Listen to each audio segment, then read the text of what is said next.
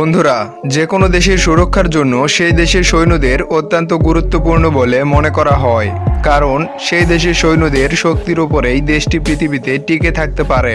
তাই প্রত্যেকটি দেশই তাদের সৈন্যদের যে কোনো পরিস্থিতিতে টিকে থাকতে কঠিন থেকে কঠিনতম ট্রেনিং দিয়ে থাকে। আজকে আমি আপনাদের দেখাতে চলেছি কমান্ডোদের এমন কিছু ট্রেনিং যা দেখলে আপনার আত্মা কেঁপে উঠতে পারে, শরীরে কাঁটা দিয়ে উঠতে পারে। তাই আপনি যদি দুর্বল হৃদয়ের হয়ে থাকেন তাহলে ভিডিওটি আপনার জন্য না। তো চলুন শুরু করা যাক। Number 1, 36 hour stress training camp para commando. Para কমান্ডোদের ইন্ডিয়ান আর্মির বিভিন্ন গ্রুপ থেকে নেওয়া হয়, তারপর তাদের প্যারা কমান্ডো ট্রেনিং ক্যাম্পে পাঠানো হয়। সেখানে তাদের 3 থেকে 6 মাসের বেসিক ট্রেনিং করানো হয় এবং সর্বশেষ তাদের 36 ঘন্টার স্ট্রেস ট্রেনিং করানো হয়, যা অত্যন্ত ভয়ানক। যে সেনা এটাতে পাশ করে শুধুমাত্র তারাই প্যারা কমান্ডোর ভ্যারন ক্যাপ পরতে পারে। 36 ঘন্টার এই ট্রেনিং রাতের সময় শুরু হয়। সৈন্যরা যখন ঘুমানোর চেষ্টা করে তখনই তাদের ডেকে নিয়ে লাইনে দাঁড়াতে বলে, যদিও বা তাদের আগের এক সপ্তাহে শুধুমাত্র 1 অথবা 2 ঘন্টায় ঘুমোতে দেওয়া হয়েছিল। এখানে তাদের ততক্ষণ পর্যন্ত বারবার রুটিন এক্সারসাইজ করানো হয় যতক্ষণ তাদের মধ্যে কেউ হার না মেনে নেয়। তারপর তাদের 30 কেজি ওজন নিয়ে 2 ঘন্টা ধরে পাহাড়ে উঠতে হয়, আর দূরত্ব হয় 10 কিলোমিটার।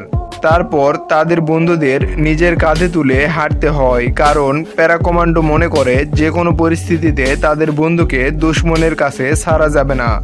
তারপর তাদের 1.8 কিলোমিটার রাস্তার চক্কর লাগাতে হয়, যার প্রত্যেকটা রাউন্ডে ওজন বৃদ্ধি করে দেওয়া হয়। প্রথম রাউন্ডে 30 কিলো ওজন হাতিয়ার এবং সেই সাথে 20 কিলোর পানির ক্যান নিয়ে চক্কর কাটতে হয়। দ্বিতীয় রাউন্ডে 60 থেকে 80 কেজির টায়ার দেওয়া হয়, আর তৃতীয় রাউন্ডে কাঠের টুকরোকে নিয়ে ঘুরতে হয়, যার ওজন 60 থেকে 80 কিলোর মধ্যে হয়ে থাকে।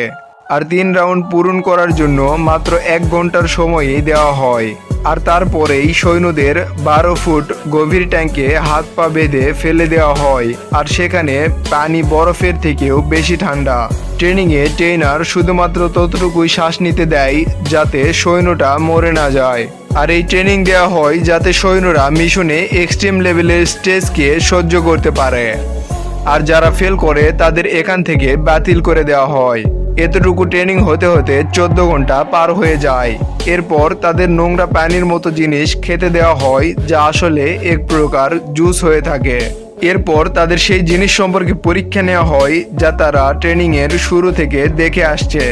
এরপর প্রায় 20 ঘন্টা ধরে না খেয়ে থাকা সৈন্যদের শুকনো খাবার দেওয়া হয়, আর খাবার খাওয়ার পর অনেকের ঘুম চলে আসে এবং ঘুমিয়ে পড়ে। যারা ঘুমিয়ে পড়ে তাদের সেখান থেকেই বাতিল করে দেওয়া হয়। তারপর সৈন্যদের জঙ্গলে 5 ঘন্টার জন্য ছেড়ে দেওয়া হয় এবং তাদের কমব্যাট স্কিল সম্পর্কে যাচাই করা হয়। এরপর তাদের কাদায় ছেড়ে দেওয়া হয়, আর সেটা পার হবার পর তাদের 36 ঘন্টার ট্রেনিং শেষ হয়ে যায়। এরপর তাদের মাথায় ভ্যারন ক্যাপ পরার যোগ্যতা পায়। Number 2, peoples liberation army training camp China. অন্যান্য শক্তিশালী দেশের মতো চায়নার আর্মিদেরও অনেক কঠিন ট্রেনিংয়ের মধ্যে দিয়ে যেতে হয়, কিন্তু তাদের ট্রেনিংয়ের একটা পার্ট পৃথিবীর অন্যান্য দেশ থেকে পুরোপুরি আলাদা হয়ে থাকে। এই ট্রেনিংয়ের সময় তাদের জীবন এবং মৃত্যুর খেলা খেলতে হয়, কারণ ছোটবেলার game passing the pass game খেলতে হয়, তাও আবার গ্রেনেড দিয়ে। এই গেম ততক্ষণ পর্যন্ত চলে যতক্ষণ পর্যন্ত শেষ সৈন্যটি গ্রেনেড ফাটার ঠিক আগ মুহূর্তে সেটাকে মাটিতে ফেলে না দেয়। দর্শক, আপনাদের ট্রেনিংয়ের এই পার্ট সম্পর্কে কি মন্তব্য কমেন্ট করে অবশ্যই জানাবেন। Number 3, Gorkha boot camp. এই পৃথিবীতে যদি কোনো সেনা মৃত্যুকে ভয় না করে সেটা হলো গোর্খা সেনা। সেজন্য ভারতের পূর্বের সেনা স্যাম মনেস্কা বলেছিলেন যে যদি কোনো সেনা বলে যে সে মরতে ভয় পায় না তাহলে সে মিথ্যা বলছে, না হয় সে একজন গোর্খা সেনা। এই গোর্খা সেনাদের জন্যই প্রতি বছর বুট ক্যাম্পের আয়োজন করা হয়। সেখানে 10,000-এরও বেশি যুবক জয়েন করে। তারপর বিভিন্ন ট্রেনিং এর পর 100 জনকে সিলেক্ট করা হয়। আর এরকমটা নয় যে যাদের সিলেক্ট করা হয়েছে তারা গোর্খা সেনা হয়ে যায়। কারণ এরপরে 25 কিলো ওজন নিয়ে পাহাড়ি এলাকায় 1 ঘন্টার রেসে জয়ী হতে হয়। এরপর কিছু বেসিক ট্রেনিং দেওয়ার পর তাদের বেস ক্যাম্পের ট্রেনিংয়ে পাঠানো হয়। তারপর তারা সেখান থেকে শত্রুদের কাল হয়েই বেরিয়ে আসে। বলা হয়ে থাকে কোনো গোর্খা যদি তাদের ছুরি বের করে শত্রুকে আক্রমণ করে তাহলে দুশমনদের জীবন না নেওয়া পর্যন্ত শান্ত হয় না। Number 4, Vietnam special forces training camp. Vietnam special forces peoples army at ভিয়েতনামের জন্য কাজ করে, যাদের সৈন্যদের ট্রেনিং শুরু হয় এই কাঁটাতারগুলোর উপর দিয়ে খালি পায়ে চলাচল করা দিয়ে। এরপর তাদের তারের উপর শুইয়ে দেওয়া হয় এবং তার উপর দিয়ে অন্য সৈনিকেরা পার হয়ে যায়। এরপর তাদের শরীরকে এতটা কঠিন করার প্রশিক্ষণ দেওয়া হয় যে তাদের হাত, পা, মাথা, কাঁধ এইসব জায়গায় পাথর রেখে হাতুড়ি দিয়ে ভাঙা হয়। এরপর সৈন্যদের সূচালো কাঁটার উপরে শুইয়ে তাদের বুকের উপর পাথর ভাঙা হয়। এইসব ট্রেনিং এর মধ্যে অনেক সৈন্যদের হাড় ভেঙে যায়। এরপর তাদের উপর ধারালো ছুরি ফেলা হয়, কিন্তু তাদের শরীর এতটা শক্তিশালী হয় যে সেই চাকু তাদের কিছুই করতে পারে না। এরপর তাদের ট্রেনিংয়ে খালি পায়ে ভারী ওজন নিয়ে কাঁচের উপর দিয়ে হেঁটে যেতে হয়। আর এখানেই যদি আপনি ভয় পেয়ে যান তাহলে বলি এটা কিছুই না। এরপরই তাদের আসল ট্রেনিং শুরু হয়। এরপর সৈন্যদের খোলা তরবারির উপর শুইয়ে তাদের বুকে পাথর ভাঙা হয়। ভিয়েতনামের সৈন্যরা এতটাই শক্তিশালী হয় যে লোহার রডকে গলার মধ্যে পেঁচিয়ে আবার খুলতেও পারে।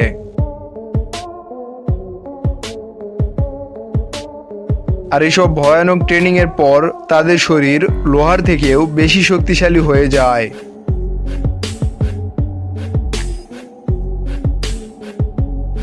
এরপর ভিয়েতনামের সৈন্যদের পানিতে এবং জঙ্গলে টিকে থাকার ট্রেনিং দেওয়া হয়, আর তারপরই সৈন্যদের ভিয়েতনামের স্পেশাল ফোর্সে সামিল করা হয়। Number 5, Special Service Group SSG Pakistan. Pakistan মুসলিম দেশগুলোর মধ্যে একটি শক্তিশালী দেশ। তাদের স্পেশাল ফোর্স এসএসজি এর সৈন্যদের ট্রেনিংয়ে 12 ঘন্টায় 36 মাইল এবং 50 মিনিটে 5 মাইল দৌড়াতে হয়। তারপর তাদের বিভিন্ন ধরনের অস্ত্র চালানোর ট্রেনিং দেওয়া হয়। যখন এসএসজি এর সৈন্যরা অস্ত্র চালাতে নিপুণ হয়ে যায় তখন তাদের পাহাড়, জঙ্গল এবং পানির নিচে সার্ভাইভ করার ট্রেনিং দেওয়া হয়। আর এই ট্রেনিংয়ে তাদের অনেক সময় না খাইয়ে রাখা হয় যেন তারা খালি পেটেও শত্রুদের সাথে মোকাবেলা করতে পারে। দর্শক, আপনারা বুঝতেই পারলেন কেন সৈন্যরা এতটা শক্তিশালী হয়ে থাকে, সৈন্যরা কতটা কষ্ট করে দেশকে রক্ষা করে থাকে। যেই সৈন্যদের জন্য আমরা শান্তিতে এবং সুরক্ষিত থাকতে পারি তাদের জন্য ভিডিওটিতে একটা লাইক অবশ্যই দিবেন। ভিডিওটি ভালো লাগলে লাইক, শেয়ার এবং সাবস্ক্রাইব করে পাশে থাকার অনুরোধ রইল।